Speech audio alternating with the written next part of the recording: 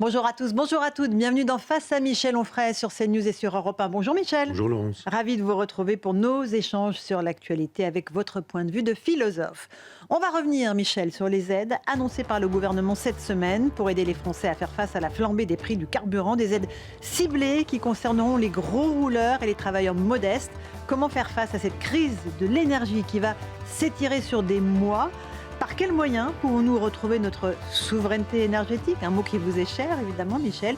Et puis jusqu'à quand les Français vont supporter de se faire rançonner, racketter quasiment, sur le prix de l'énergie? On évoquera aussi l'hommage national au deuxième soldat français tué au sud Liban dans le cadre de la FINUL lors d'une attaque du Hezbollah. Anissé Girardin a succombé à ses blessures. Est-ce que l'on peut encore dire que cette guerre n'est pas celle de la France? Et puis il y a eu aussi l'hommage aux policiers qui sont intervenus il y a plus de 10 ans au Bataclan pour stopper les terroristes qui perpétraient un massacre. L'Élysée a décidé, certes tardivement, mais bon, ça a été fait, de leur accorder enfin la Légion d'honneur. Un moment très important pour ces hommes et ces femmes qui ont risqué leur vie pour en sauver d'autres. On écoutera leur émotion et on verra que c'est très important ce moment-là, cette récompense, cette Légion d'honneur qui leur a été accordée. Mais est-ce qu'on ne l'accorde pas un peu à n'importe qui aujourd'hui? Quel sens a cette décoration? Je vous poserai la question. L'effondrement du nombre d'élèves en France. Notre pays devrait perdre 1,7 million d'élèves d'ici à 2035, selon les projections du ministère de l'Éducation nationale. Qu'est-ce que ça veut dire, cette chute du nombre d'élèves, de jeunes en réalité, pour notre pays, Michel, au niveau de notre société? On évoquera aussi les critiques qui accablent notre ami Boualem Sansal, à la lumière de la polémique née de son départ de chez Gallimard pour aller chez Grasset. Pourquoi Boualem Sansal, qui a été jeté pendant plus d'1 an dans les geôles algériennes, subit un tel sort aujourd'hui? Décryptage avec vous, mon cher Michel. Enfin, le point philo, nous allons le consacrer à Condorcet, esquisse d'un tableau historique des progrès de l'esprit humain. Vous allez nous expliquer tout cela, Michel, et pourquoi on lui doit la création du progressisme au XVIIIe siècle. Le programme est complet, on y va? C'est prêt? On y va. On commence par ces nouvelles aides, Michel, annoncées par le gouvernement cette semaine pour les Français, les aider à faire face à la flambée des prix du carburant. Alors ça concerne les agriculteurs, les pêcheurs, désormais les taxis, le secteur du BTP, et puis 3 millions de travailleurs modestes. Est-ce qu'on va réussir ou pas à faire face à cette crise qui risque de durer des mois? Écoutez d'abord les Français qui sont désabusés, puis on va se poser la question de comment retrouver notre souveraineté énergétique. Il n'y a pas que les gens qui sont au SMIC qu'il faut penser aussi à ceux qui ont une RQTH, qui sont en situation de handicap, qui ne peuvent pas prendre les transports en commun. Il y a toujours des oubliés. Je ne vois jamais quelque chose sur les personnes en situation de handicap. De toute façon, c'est toujours adressé à la même population. Alors je veux bien que le social soit la grande partie de ce pays, mais à un moment donné, il faut aussi penser aux gens qui travaillent. C'est encore aux Français de se serrer la ceinture, alors que notre gouvernement, lui, se sert gracieusement. J'estime que quand on apporte à la France, et je pense que vu ce que je paye, j'en apporte quand même pas mal, et un petit peu d'aide de temps en temps, ce serait quand même pas négligeable. Oui, c'est pas simple parce qu'il faut rentrer dans certains critères et parfois on ne sait pas vraiment si on y a droit ou pas. C'est difficile à suivre parce que on ne sait pas qui est concerné et on ne sait pas si on va en bénéficier ou pas. Voilà pour ce que pensent les Français, Michel, de ces aides qui sont un peu saupoudrées dans une mesure budgétaire assez limitée et contrainte. Qu'est-ce que ça vous inspire, encore une fois? Ça m'inspire que le chef de l'État est incapable de mener une politique étrangère digne de ce nom. Parce que ce qui se passe à la pompe, ça suppose qu'on remonte en amont. Et en amont, c'est les endroits où on produit du pétrole, c'est les endroits où on fait circuler le pétrole, c'est les endroits où on a la possibilité de faire passer ou pas de faire passer des bateaux.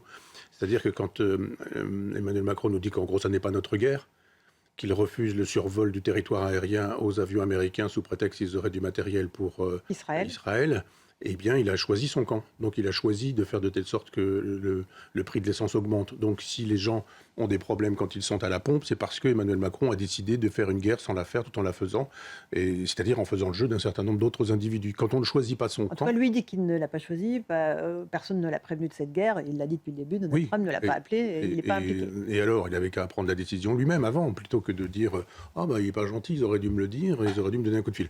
On a entendu d'autres individus, je ne vais pas les impliquer, nous faire savoir que la configuration stratégique est telle que ce qui a eu lieu ne pouvait pas se faire sans que Emmanuel Macron ne soit véritablement au courant. Okay.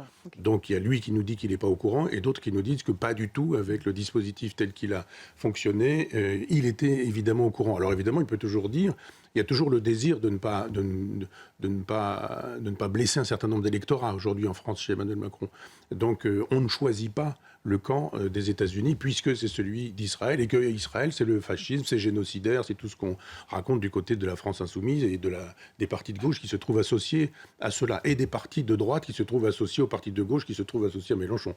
Donc soit on fait de la politique, et on est un grand chef d'État, et on fait de l'économie en sachant que l'économie, elle est planétaire.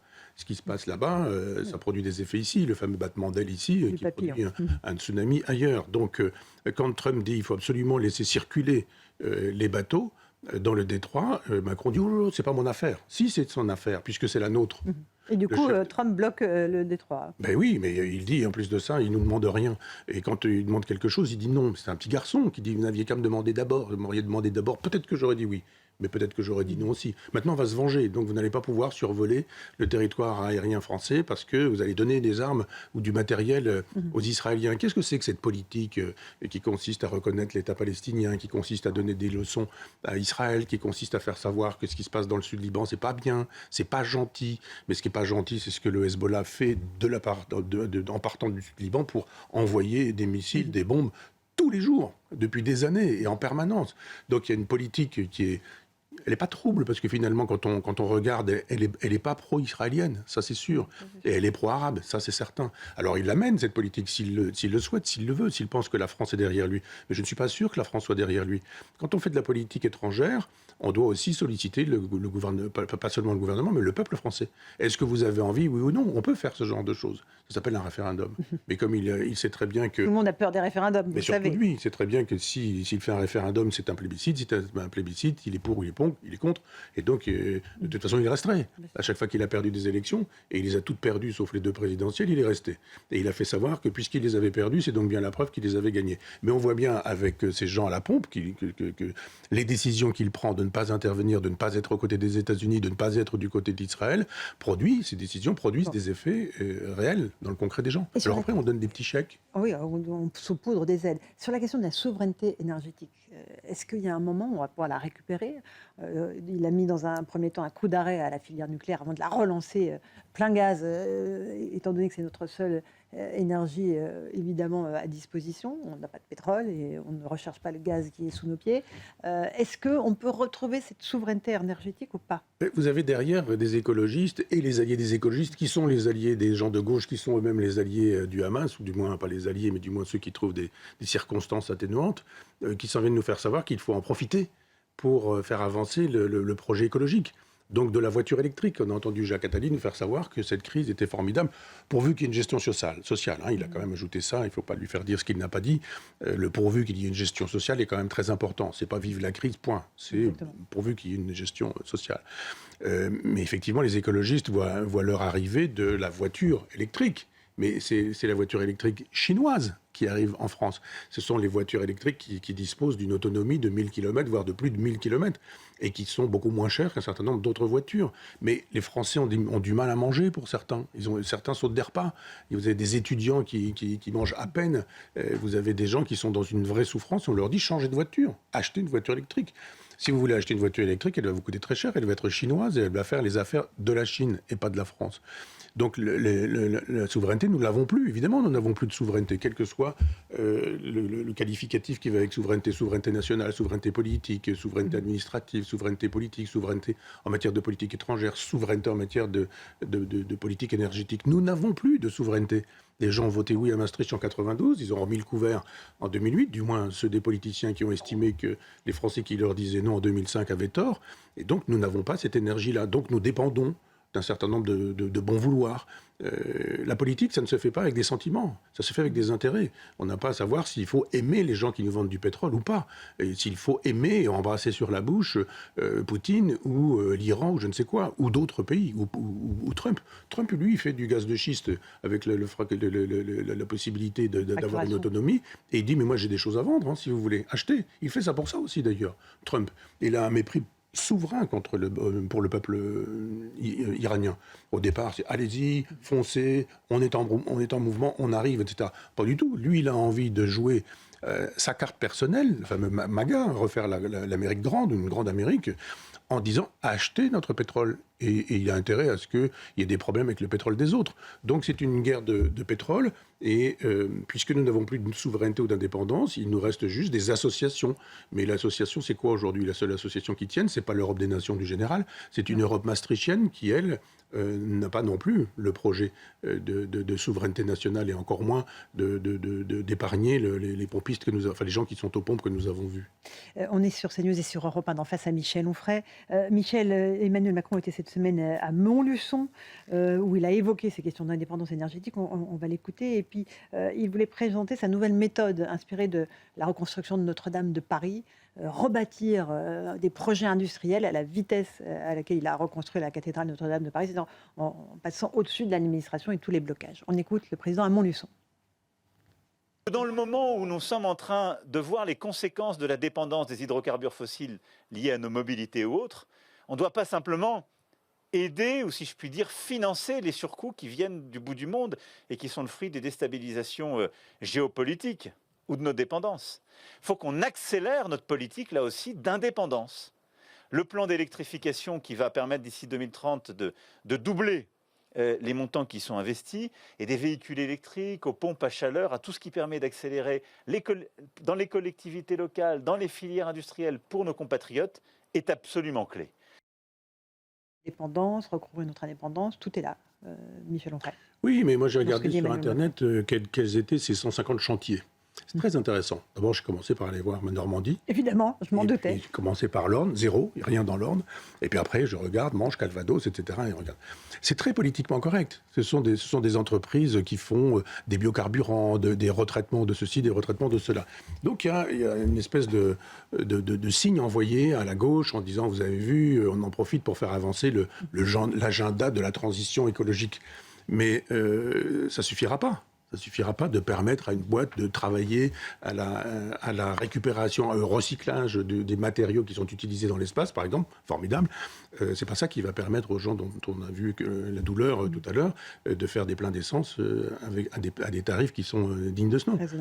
D'une part. D'autre part, quand on nous dit « Ah, mais j'ai bien compris qu'il y avait des pesanteurs administratives et bureaucratiques qui empêchent la France d'aller de l'avant ». La preuve, je m'en suis aperçu quand j'ai décidé avec la reconstruction de Notre-Dame, où il nous dit je libère le travail, et c'est ça la question, je libère le travail, j'allège toute la bureaucratie. Je ne sais pas ce qui a été fait sur le droit du travail, je ne suis pas un spécialiste, je n'ai pas fait ma thèse là-dessus, mais on voit bien que ce qu'il a fait pour Notre-Dame de Paris, il aurait très bien pu dire, il a eu 10 ans pour le faire, il aurait très bien pu dire je le fais pour la France entière.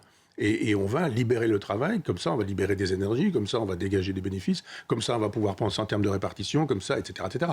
Un projet politique. Ce que le général fait avec Jacques Rueff, par exemple, en son temps, quand il hérite d'une situation économique catastrophique. Là, il y avait un électrochoc qui était susceptible d'être utilisé par le chef de l'État, il appuyait sur ce bouton-là, et il disait... Maintenant, jurisprudence Notre-Dame, on va faire ça sur toute la France. Pourquoi 150 entreprises? Et pourquoi les autres vont continuer à être ennuyés avec la bureaucratie, etc., etc. Donc c'est effectivement la bonne direction, mais pourquoi faire juste un pas dans la bonne direction en disant j'ai fait un pas, je vais faire un pas en avant, je vais refaire un pas en arrière pour être bien juste de retrouver sa place d'originel. Michel Onfray, on va évoquer maintenant ces hommages qui ont été rendus, l'un aux soldats français qui sont morts au Sud-Liban. Un hommage a été rendu à Montauban, à Florian Montorio, qui est décédé dans une attaque du Hezbollah au Sud-Liban. Et puis on a aussi l'autre soldat, le deuxième soldat français qui a été blessé et qui a succombé à ses blessures. Il s'appelait Anissé Girardin. Deux hommes, évidemment, français, deux soldats français. On rajoute le troisième soldat français qui a été tué il y a plus d'un mois en Irak. On parlera ensuite de l'hommage national aux policiers. Est-ce que c'est notre guerre? Est-ce qu'on peut continuer à dire plutôt que ce n'est pas notre guerre, Michel Onfray, comme le dit le président de la République, quand on a 3 soldats français qui sont morts? Non, mais bien sûr que c'est notre guerre. D'abord parce que, je vous dis, c'est la guerre du pétrole est notre guerre. Dès que vous avez des Français qui s'en vont à la pompe à essence, c'est vous, c'est moi, c'est tout le monde. C'est tout le monde. Eh bien, ils sont concernés, ces Français-là. Donc, si les Français sont concernés, la France l'est. Si la France l'est, le chef de l'État devrait l'être. Donc, il n'en fait rien. Mais nous avons 3 soldats qui ont été tués. Un, parce qu'il y a eu une frappe iranienne qui est arrivée, il n'a pas été ciblé En Irak. à proprement parler, mais enfin, tout de même, il a été tué parce qu'il était Et là. il y a eu de 6 blessés, Français. 6 soldats blessés. Bien sûr, et il y a eu 2 soldats qui ont été abattus, semble-t-il, à bout portant. Par le Hezbollah. Oui, par le Hezbollah. Et on a un Emmanuel Macron qui nous dit, dites donc, les Libanais, ce serait peut-être bien de faire le travail, là. Enfin, quoi qu'est-ce qu'il dit quelle arrogance, quelle suffisance, quelle prétention, si c'est ça la voie de la France. Qu'est-ce qu'on fait, nous, pour aider les Libanais à se débarrasser du Hezbollah? Est-ce que les Libanais peuvent dire, bon, le Hezbollah, ce serait bien que vous rentriez chez vous? Le Hezbollah, c'est le bras armé de l'Iran. Ce sont des terroristes, non pas des combattants, comme l'a dit le chef de l'État, d'ailleurs. Mais bien sûr. Et puis, pas des combattants. M. Barrot qui s'en vient nous dire, oui, mais enfin, il y a les gentils qui ont un costume cravate et qui sont la voie politique, et puis il y a les méchants, il n'a pas dit les méchants, hein, enfin, qui ont des armes. Il n'a juste pas imaginé que des gens puissent avoir un costume quand ils négocient, enlever le costume et prendre la Kalachnikov juste après. Et que de toute façon, c'était les mêmes. Donc on ne peut pas accabler ce pauvre Liban en estimant qu'il devrait faire le travail, puisque nous ne le faisons pas. Si nous voulons exister vraiment de manière internationale, plutôt que de faire comme un enfant, dire « Ah, mais le président Trump, il aurait dû nous dire qu'il avait l'intention de faire quelque chose. Il n'a pas fait, on ne va rien faire. » Qu'est-ce que c'est que cette façon de se comporter? Donc nous avons la possibilité d'agir. Il y en a assez de l'ONU. C'est quoi l'ONU? Ce sont des gens qu'on envoie au casse-pipe. Ils n'ont pas le droit de tirer. Ce sont des forces d'interposition, ce sont des militaires, c'est comme le jambon végétal, c'est comme le foie gras sans foie, c'est-à-dire vous avez des militaires dont le métier consiste à ne pas tirer. Vous êtes armé, mais on vous demande surtout de ne pas tirer. Qu'est-ce que c'est que cette armée-là? Il y a eu un deuxième hommage cette semaine aux policiers qui sont intervenus lors des attentats du Bataclan du 13 novembre 2015. Il y avait une demande portée par CNews et Europe 1 d'ailleurs, qu'on leur donne la Légion d'honneur. Ça nous paraissait tellement évident, ça n'avait pas été fait. Finalement, 10 ans plus tard, le président Macron a accédé à cette demande.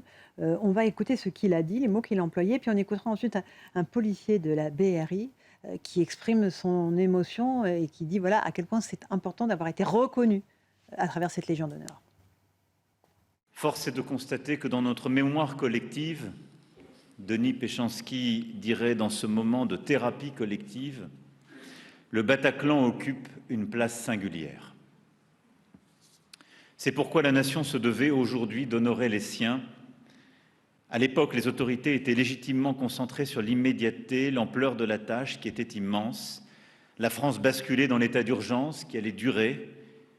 4 policiers avaient été décorés et aujourd'hui, suite à un travail minutieux, en accord entre tous, ce sont 59 femmes et hommes policiers et 2 présidents d'associations, 61 récipiendaires mis à l'honneur et tous élevés dans l'ordre de la Légion d'honneur.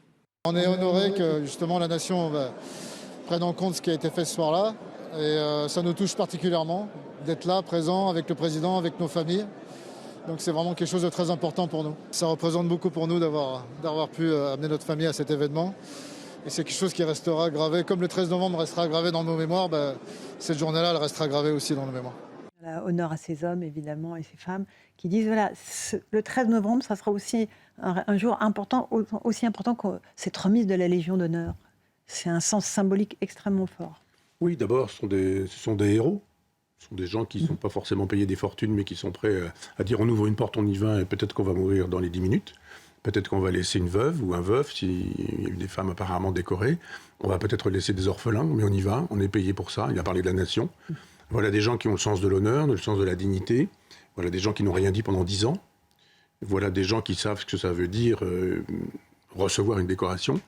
Mais effectivement, qu'est-ce que c'est que cette décoration? Qu'est-ce qu'elle est devenue, cette Légion d'honneur? Est-ce qu'on la donne à n'importe qui aujourd'hui? Oui, on la donne à n'importe qui. Et on a trop tardé à la donner à ces 2 héros. fois dans l'année où je fais des sauts sur mon fauteuil, enfin, c'est même pas une façon de parler, parce que je ris jaune en lisant la double page du Figaro, le 1er janvier et le 14 juillet, qui sont les nominations au grade de la Légion d'honneur et les secteurs. Vous savez, vous avez le Premier ministre, vous avez etc., le ministre de l'Intérieur, le ministre, etc. Évidemment, il y a probablement des vendeurs d'armes à qui on donne des décorations, il y a probablement des gens qui sautent bien en hauteur ou en longueur ou en largeur à qui on donne des décorations, tout ça est formidable. Et je ne connais pas forcément ces gens-là, donc l'industrie... Bon. Mais quand je regarde la page culture, je ne donnerai pas de nom, mais finalement, l'honneur aujourd'hui consiste à ne pas avoir la Légion d'honneur. Il y a un certain nombre de philosophes qui disent je l'ai, mais je ne l'ai pas demandé. Ce sont des amis. Mon œil, c'est pas vrai. Ça ne se passe jamais comme ça. C'est-à-dire qu'il faut la demander pour l'avoir. Mais bien sûr. Ah oui. Il faut donner son accord. Il ne faut pas dire oh, j'ai reçu un coup de fil ce matin. C'est pas pareil. Ah oui, enfin, bon. Moi, j'ai eu l'honneur de ne pas avoir à refuser. Donc, on ne me l'a jamais proposé. Donc, je trouve ça formidable. C'est ma Légion d'honneur à moi de ne pas avoir mérité des légions qu'on Ni donne le à des mérite, chanteurs ni de les chant. arts et lettres, rien. Non, rien, j'ai rien du tout, moi. Non, mais c'est très bien. On ferait non médaillé. Non, oui, mais c'est formidable, c'est mon honneur. Et j'ai pas besoin de ce genre de choses. Il faut demander. Je n'aime pas demander. On va pas dire... L'orgueil normand. Non, c'est pas de l'orgueil. C'est simplement que moi, je crois, comme ces hommes, que cette médaille devrait signifier quelque chose. Et à ce moment-là, on peut la donner vraiment à eux, qui, eux, ont vraiment fait des choses, qui méritent la Légion d'honneur. Mais on a fait quoi quand on a fait un travail de philosophe, même si on s'est fait cracher dessus pendant 15 ans, traité de nazi, de fasciste, de pédophile... On a peut-être contribué à la marche du monde. Non. Non, il faut que ce soit réduit, très peu de gens, etc. Parce qu'à chaque fois, vous voyez, il y a parfois le cuisinier de Matignon qui a une Légion d'honneur. On dit, mais il a fait quoi pour honorer la France? Il a fait à bouffer au Premier ministre à 3h du matin. C'est un art, quand il est rentré. l'art culinaire et la gastronomie, Michel. Oui. C'est un art. Oui, je veux bien, mais... Quand on a inventé quelque chose, quand on invente la nouvelle cuisine, quand on invente la cuisine moléculaire, c'est-à-dire quand on révolutionne la cuisine planétaire, ça oui, ça mérite éventuellement une distinction parce qu'on a honoré la France, etc. Quand on a fait à manger, ça va, quoi. Bon. Écoutez, Et donc, n'accablons pas cet homme que nous ne connaissons pas, mais voilà. Non, mais il ne devrait pas y avoir une double page petit caractère dans le Figaro 2 fois par an. Donc on donne trop la Légion d'honneur et pas assez aux vrais héros qui la méritent. C'est pas de l'esprit, évidemment, dans lequel non, au contraire, c'est justement pour sauver l'esprit.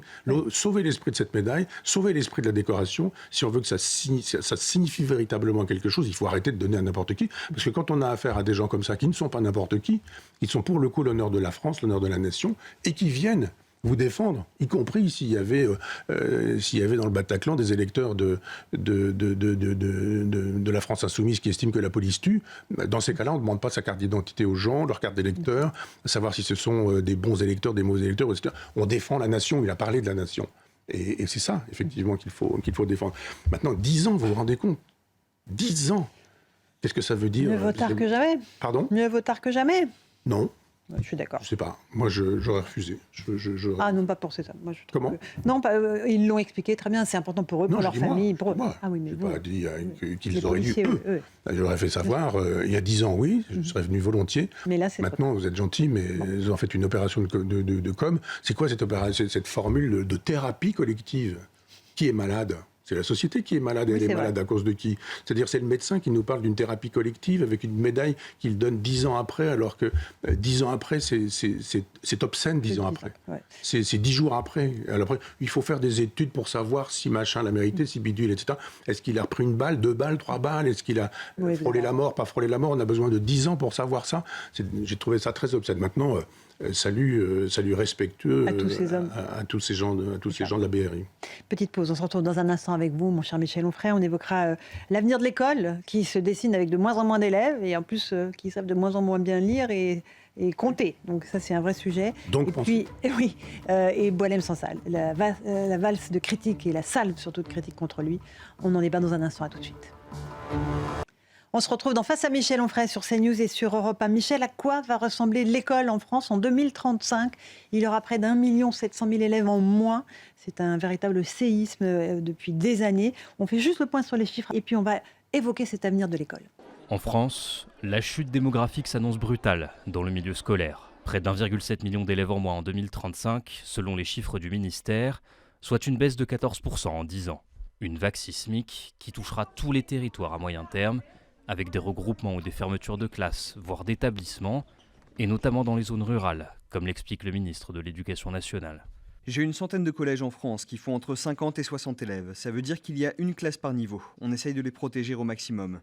Dans certains endroits, les collectivités font le choix de les fermer, mais on essaye de les préserver parce que ça correspond à un tissu important. Édouard Geffray a également annoncé la suppression de 3200 postes à la rentrée scolaire. Mais pour certains syndicats comme le SNALC et son vice-président Maxime Repère, cette baisse serait plutôt l'occasion de repenser l'encadrement. Se saisir de ce phénomène qui, à nos yeux, constitue une opportunité pour justement réduire le nombre d'élèves par classe. Il est évident que baisser le nombre d'élèves par classe va permettre de meilleures conditions de travail pour les collègues et une meilleure réussite pour les élèves. Face à la baisse des naissances, l'offre scolaire devrait donc évoluer à long terme. Si les fermetures d'écoles se feront encore avec l'accord du maire l'an prochain, ce principe pourrait ensuite être amené à disparaître. Michel Onfray, c'est vraiment la clé de voûte de notre société de demain. Il faut repenser l'architecture de l'éducation nationale à la lumière de la chute du nombre d'élèves sur tous les territoires, urbains et ruraux. Oui, je sais bien que les syndicats ne pensent qu'en termes de quantité d'élèves et pas de qualité d'enseignement. Moi, j'ai pas le souci de ça. C'est plus simple de faire cours à 15 élèves que 34. Ça dépend. Moi, j'ai été prof pendant 20 ans, j'avais des classes de 38 élèves et j'étais prof de philo dans un lycée technique. Je vous assure que coefficient 1, ça Et il n'y avait pas une mouche qui volait dans la salle? Je dirais oui, enfin je peux le dire comme ça, j'ai jamais eu de problème de discipline ou d'autorité. Et donc, et j'avais 9 classes. Et donc ça en faisait des copies, etc. Bon. Je vais avoir une pensée pour la mère de mon vieil ami Ghislain Gondouin qui vit en délivre ancien dans mon village et qui était mon institutrice. Elle a 94 ans, Paulette, qui nous écoute régulièrement. On la salue. Eh bien, elle avait parfois 3 niveaux par classe, les petits. Donc, il fallait faire 3 cours dans un même espace et dans un même volume. Je ne suis pas à dire il faut refaire ça, je ne dis pas ça. Ça arrive dans certains endroits où il y a plusieurs niveaux dans la classe. Dans les écoles de campagne, oui, bien sûr. Et donc je veux bien qu'on pense en termes de quantité d'élèves dans la classe, mais quand vous avez de l'autorité, il n'y a aucun problème avec le fait d'avoir des classes chargées. Et si vous n'avez pas d'autorité, si vous avez 12 élèves, ce sera le bazar quand même. Donc, mais je veux bien entendre ça, confort intellectuel du professeur. 1,7 million d'élèves en moins, dénatalité. Oui, mais eh bien, il y aura moins d'élèves. Et puis voilà, simplement, le problème, c'est pas moins d'élèves, c'est moins d'intelligence, c'est moins de quotient intellectuel, c'est moins de culture, c'est moins de mémoire, c'est tout ça le problème. Et en plus, ils lisent moins. Il y a une étude qui j'allais arriver à ça en me disant que quand on met ça en perspective avec l'effondrement des lectures, ce que moi je dis depuis des années, on me dit que je suis un oiseau de mauvais augure, un décadentiste. Et puis maintenant, il y a des chiffres qui nous le montrent et qui nous le disent très précisément. Étude du Centre national du livre, la lecture est délaissée par les jeunes qui passent 10 fois plus de temps sur leurs écrans qu'à lire. 18 minutes par jour à la lecture, je doute de ce chiffre. 3 heures sur les écrans, ça j'en suis absolument convaincu. Ça doit être une moyenne. C'est-à-dire qu'il y a des gens c'est 0, 0, 0, 0, et puis d'autres c'est 2 heures tous les soirs parce que les parents sont là ou je ne sais quoi. Donc vous avez une moyenne. Mais si vous prenez le salaire du plus riche en France et ça fait une moyenne. Coupé en deux, vous dites le salaire moyen, ça, ce sont des chiffres auxquels je ne crois pas. Moi, autour de moi, je vois bien l'effondrement du livre, l'effondrement des lectures et l'incapacité à la concentration. Sur des textes longs. Et même sur des textes courts. Mais sur des livres de 300 pages, il n'y arrive pas. Alors, c'est mort, ça on est d'accord. Mais je dirais même la capacité à se concentrer sur une page pour en sortir le sens. C'est-à-dire que vous dites, il était grand, il avait les cheveux blonds, il avait les yeux bleus, il est arrivé dans la maison en ouvrant une porte dont la couleur était bleue, etc. Vous faites une lecture du texte et vous dites quelle était la couleur des yeux, quelle était la couleur de la porte, etc. Je ne sais pas, etc. Donc évidemment, il ne s'agit pas de textes intellectuels, avec des idées, avec des concepts, avec des raisonnements, avec des argumentations, ce genre de choses. Des textes descriptifs, ils sont perdus, les enfants. 1, ils ne lisent pas. 2, quand ils lisent, ils ne retiennent pas. Et en 3, plus, ils font autre chose en lisant. Hein. Oui, bien sûr. Ils ont leur téléphone de l'autre main. Donc l'enjeu, c'est pas dire moins d'élèves, c'est de dire quelle nouvelle école. Moins d'élèves, plus de profs ou je ne sais quoi. C'est de dire, moi j'ai un culte pour le livre. Pour la lecture, je suis dedans. Ma maison, c'est une librairie. Il n'y a plus de place pour quoi que ce soit. Je ne peux même plus accrocher une carte postale quelque part. Et c'est ma vie, et ça m'a construit, ça m'a constitué. Oui. Mais aujourd'hui, je vois des jeunes qui ne sont plus intéressés. Mais pourquoi faire? C'est trop... C'est l'ancien monde. Ils nous disent c'est l'ancien monde. Et vous voyez, quand vous dites maintenant, on va essayer de... Regardez une fable de La Fontaine. C'est pas facile à comprendre pour plein de gens. Les essais de Montaigne, c'est devenu illisible. Donc 16e, la Montaigne, 17e, La Fontaine, 18e, on peut encore lire, on va parler de Condorcet tout à l'heure, c'est une belle langue, la langue du 18e siècle, tout le monde écrit à peu près bien, les Voltaire, j'enlève à peu près bien, vous avez Voltaire, vous avez Rousseau, vous avez Montesquieu, vous avez tous ces gens-là écrivent un français magnifique, donc, mais ça reste un peu compliqué encore pour certains, c'est-à-dire qu'on voit bien que peu de gens lisent, quand ils lisent peu de choses vraiment très intéressantes, et les choses très intéressantes, elles sont extrêmement réduites, parce que finalement, vous allez lire quoi? Des petits livres écrits par des gens extrêmement simples d'aujourd'hui qui nous disent, qui font du bien-être. Oui, mais il faut lire. Donc, même si c'est ces textes simples, au moins qu'on les lise. Écoutez, mon père était né en 21. À l'école, il avait un petit livre que j'ai toujours, un petit livre de lecture où on apprenait à lire quand on avait... pas à lire quand on avait 6 ans, mais je veux dire, avec la littérature, on apprenait Mérimée, Maupassant, on apprenait Cervantes, on apprenait avec Shakespeare, des traductions de Shakespeare, de Cervantes, etc. C'est-à-dire, on estimait qu'il y avait des accès possibles aux grands textes de la littérature. Aujourd'hui, vous avez une catastrophe qui s'appelle la littérature pour enfants ou la littérature pour jeunesse, qui consiste à dire... Nivelé par le bas, c'est vrai. Oui. Et donc, on pourrait très bien imaginer dans l'école une grande politique de la lecture, dans laquelle on initierait au chef-d'œuvre. Et pas aux bouquins qui disent vous avez des petits problèmes avec papa, avec maman, de divorce, de je sais pas quoi, de sexualité, de genre. Tout ça peut exister très bien, mais c'est pas vraiment avec ça qu'on peut éduquer des enfants. Et je pense qu'à l'école, il faudrait un grand programme culturel sur les humanités. La peinture, la littérature, la musique qui vous est chère, la poésie qui vous est chère aussi. Enfin, toutes ces choses qu'on n'enseigne pas à l'école. S'il s'agit de savoir ce que sont les rimes plates, croisées ou embrassées dans un sonnet de Baudelaire, on s'ennuie un peu vite. Mais si on veut dire, nous avons un génie français qui est le génie de la littérature, enseigner Rabelais, enseigner Baudelaire, enseigner, etc., Albert Camus, ou Kamel Daoud, ou alors... Boualem Sansal, vous me faites la liaison pour notre sujet d'après, qui est notre cher Boualem Sansal, qui a passé un an, on le rappelle, dans les prisons algériennes, alors qu'il a été malade et qu'il a plus de 80 ans. Il a été, depuis quelques semaines, Michel, la cible d'attaques très virulentes de la part de certains journalistes, même d'écrivains, qui ont décrété qu'il n'était ni un auteur qui est un très bon écrivain, ni un auteur qui vendait des livres, ce qui est totalement faux, parce que c'est un excellent et exceptionnel écrivain qui a vendu jusqu'à 400 000 livres sur certains de ses ouvrages. On l'a même accusé, à la faveur de son transfert de la maison Gallimard vers la maison Grasset, d'être d'extrême droite. On a tout entendu sur Boualem Sansal. On va juste écouter Noël Lenoir, qui faisait partie de son comité de soutien, puis vous allez nous dire à quoi sert en réalité cette délégitimation de l'œuvre et de la personne de Boualem Sansal. C'est quelqu'un sur qui tout ça glisse, parce qu'il n'est dupe de rien. Il sait très bien que c'est du parisianisme pur. Il sait très bien, par exemple, on parlera de Kamel Daoud, que ces gens-là ne font rien. Et par exemple, Le Monde, qui a prétendu, quand le plan de communication organisé par Gallimard, uniquement dans les organes de presse et de médias, qui lui avait tapé dessus, ou qui ne l'avait absolument pas soutenu pendant son incarcération, dont Le Monde, Le Nouvel Obs, Libé, France Inter, France TV, il a été, comme vous le savez, assigné à résidence pendant 3 mois pour qu'on lui organise triomphalement ce plan média. Il n'est absolument pas dupe de ces gens-là. Ils sont en train de mordre parce qu'ils ne comprennent pas que finalement la liberté d'expression, c'est une liberté de dire la vérité et de dire ce qu'on pense. Voilà pour Noël Lenoir, qui faisait partie du comité de soutien à Boualem Sansal. On est face à Michel Onfray sur CNews et sur Europe 1. Michel, comment vous expliquez cette cabale contre Boualem Sansal ? D'abord, je me réjouis que des arguments que je défendais, moi, il y a plusieurs mois, sont enfin défendus à nouveau, quand je disais que Gallimard avait menti le concernant, et qu'il était mal entouré, que l'Académie française s'était mal comportée avec lui. Donc moi, je l'ai fait savoir. Depuis, il est devenu académicien. En votre présence. Oui, d'accord.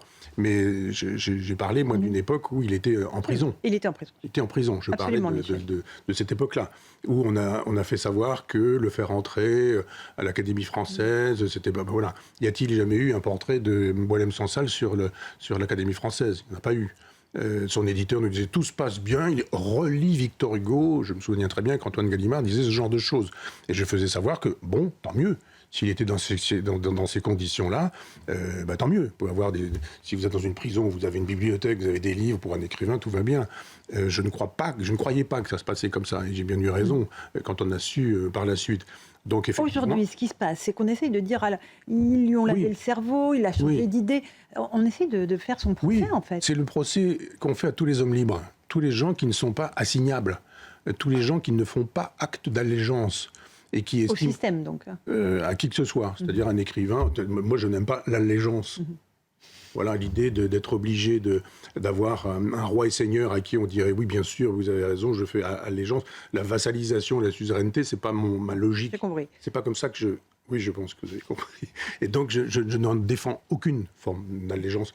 Et c'est un homme qui ignore l'allégeance. Donc, bien sûr qu'il n'y a pas d'allégeance à l'Algérie, il n'y a pas d'allégeance au régime algérien, il n'y a pas d'allégeance au FLN, il y a une allégeance éventuellement affective et affectueuse au peuple algérien, que moi j'ai vu dans la rue quand j'y suis allé, et qu'il faut absolument distinguer des gouvernements algériens et du régime. Je trouve très étonnant qu'un certain nombre d'auteurs qui ne vendent rien du tout, et qui sont extrêmement subventionnés par leur éditeur, avec des avaloirs conséquents. L'avaloir, c'est ce qu'on donne en disant voilà ce que nous espérons vendre, en sachant très bien qu'on ne vendra pas, mais l'avaloir, on le garde, c'est donc un salaire. Tous ces gens-là qui estiment que Boualem ne vend pas, sont eux des gens qui ne vendent pas beaucoup, pour la plupart. D'une part. D'autre part, ne pas vendre, c'est pas un argument littéraire. Bien sûr. Parce que à ce Combien de moment-là, chefs-d'œuvre ne sont les pas vendus? romances, mais bien sûr, ce qu'on appelle les romances aujourd'hui, qui sont des catastrophes et qui se vendent très bien, ça devrait être ça le modèle. D'ailleurs, chez Grasset, ça peut être aussi souvent le modèle. Et quand on a dit, il y a un vrai motif, il y a une vraie raison, il y en a de multiples, hein, mais on a dit, le groupe voulait que le livre paraisse en juin. Le problème, c'est que si vous paraissez en juin, vous êtes éligible au jury littéraire. Ah.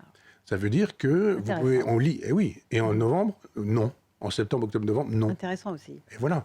C'est-à-dire, en gros, C'est une lecture qu'on a assez peu faite, effectivement, des événements. J'ai pas entendu ça. Il faut connaître un peu le mécanisme milieu des pour pouvoir prix. savoir comment les choses fonctionnent. Si ça paraît en juin, vous avez ce qu'on appelle des épreuves qui, elles, existent en amont, un mois au moins avant. Et ça veut dire qu'on peut lire le livre sans la couverture avant les corrections définitives. Il y a encore 4 ou 5 petites fautes.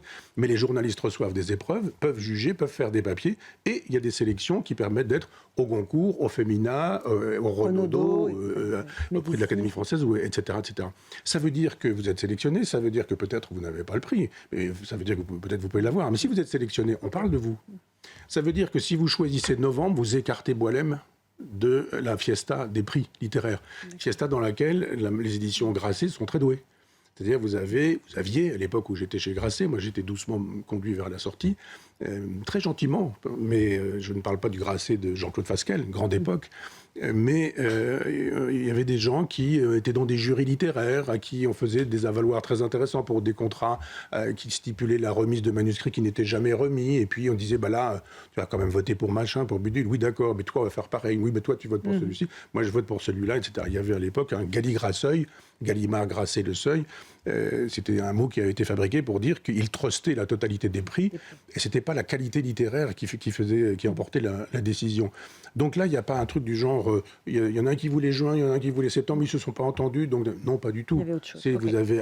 Vous avez un patron de groupe qui dit « je soutiens cet homme » et on va le soutenir avec la logique habituelle des prix littéraires, du média, du bruit médiatique qu'il y a autour de ça, et d'autres qui disent « vous me l'imposez, mais on en fera le moins possible, ça paraîtra dans un moment où il ne pourra plus être dans les sélections ».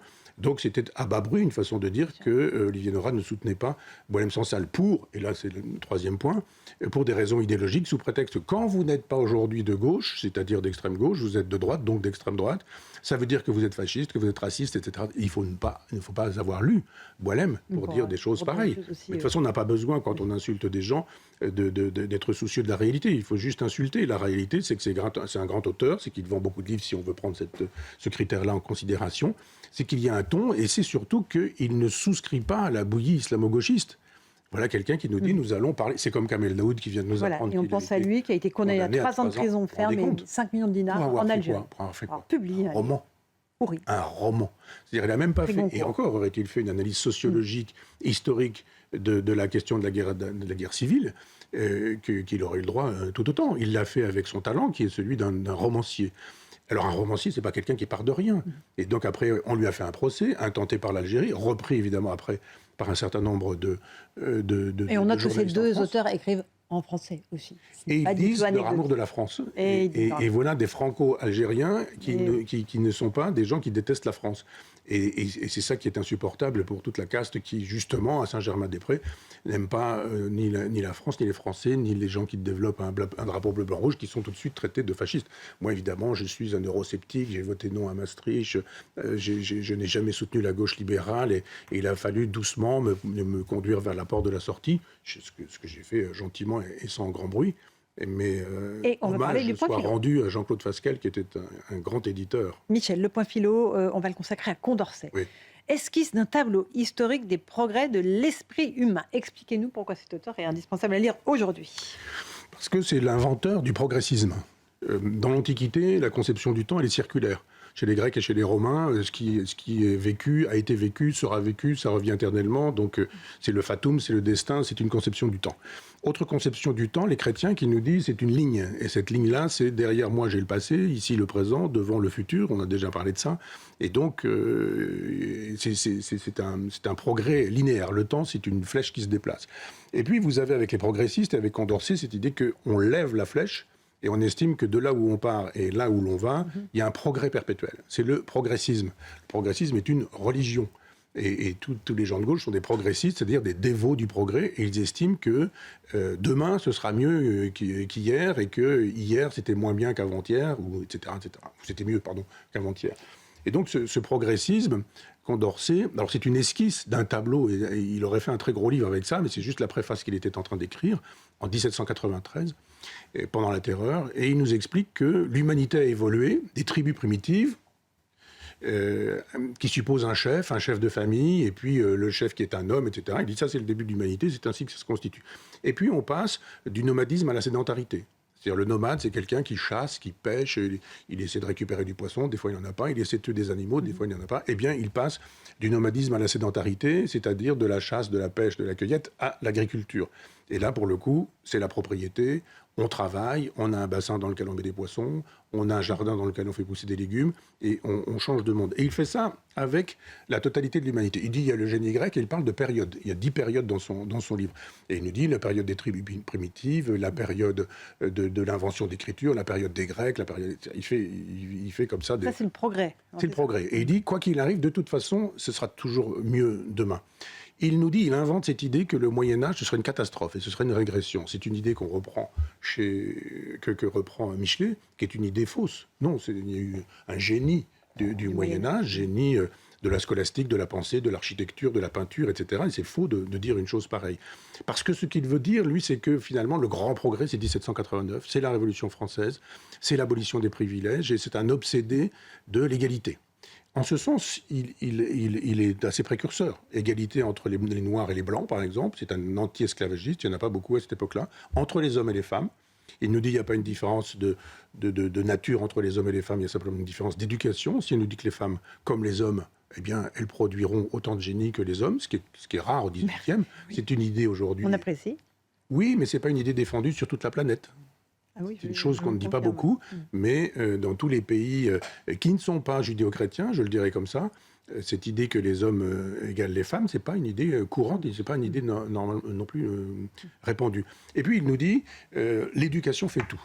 Il croit à ce qu'on appelle l'éducabilité, c'est-à-dire à la possibilité de rendre raisonnables les gens. Donc il n'aime pas les curés, il n'aime pas l'Église, il n'aime pas le clergé, voilà pourquoi il n'aime pas d'ailleurs le Moyen-Âge non plus. Il aime la raison, il aime la pédagogie, il aime l'éducation, il a des projets d'éducation, et surtout il invente la politique scientifique. Et ça, c'est la pire des choses, parce qu'il nous dit, je n'ai pas des idées parce que je défends une idéologie, je défends des idées parce que j'ai la science avec moi.